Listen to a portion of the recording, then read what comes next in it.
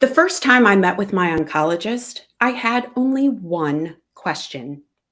You see, I had just been diagnosed with stage 1 breast cancer, and I was in his office that day to learn about everything that was headed my way.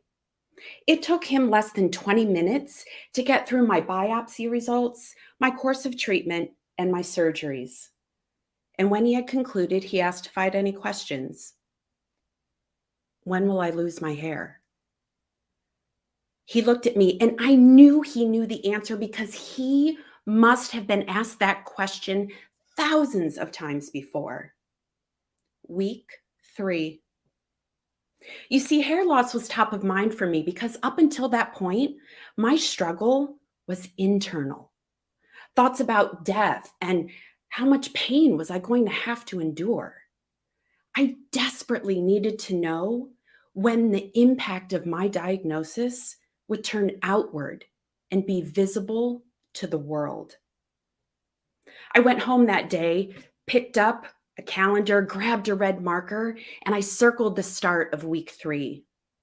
For days, I obsessed over that date and realized I couldn't handle the anticipation.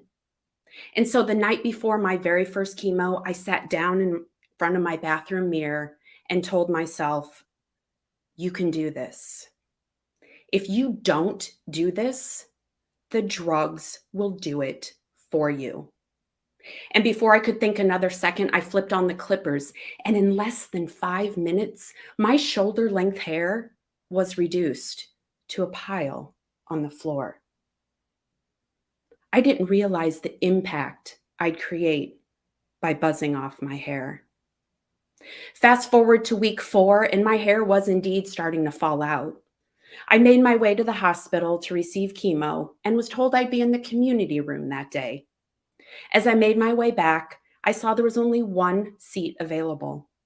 And as I passed other patients already seated receiving treatment, I smiled and then took a seat. After a while, the woman next to me started up a conversation. The first thing she asked about, my hair. Little did I know the impact our conversation would have. She was slight with a knitted blanket on her lap and a blue patchwork hat on her head. And I shared with her the same story I shared with you, and with every twist and turn of my words, her eyes widened. And at the conclusion of my story, she leaned in and whispered, I couldn't do that. Here, look. And she lifted her hat, and my heart sank. Because underneath was an almost completely bald head with sporadic pea-sized patches of dark, frail hair that hung to her shoulders. She quickly put her hat back on and we continued our conversation. When my treatment concluded, I wished her well and said goodbye, never knowing if I'd see her again.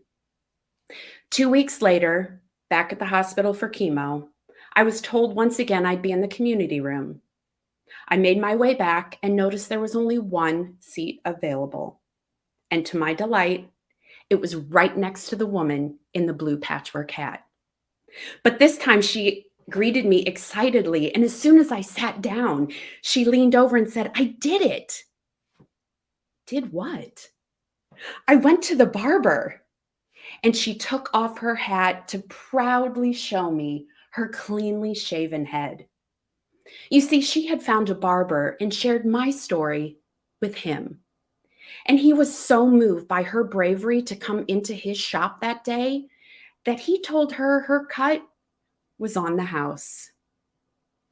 I had no idea the impact that shaving my head would create and spark a conversation that sparked a brave motion that led to a barber.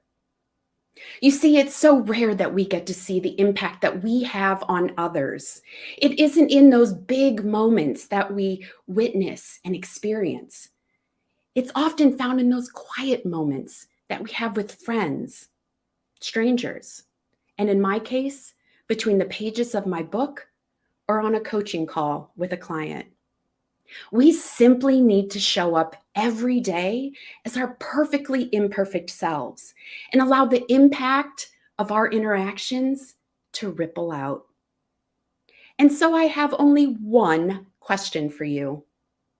How will you go out today and spark an impact?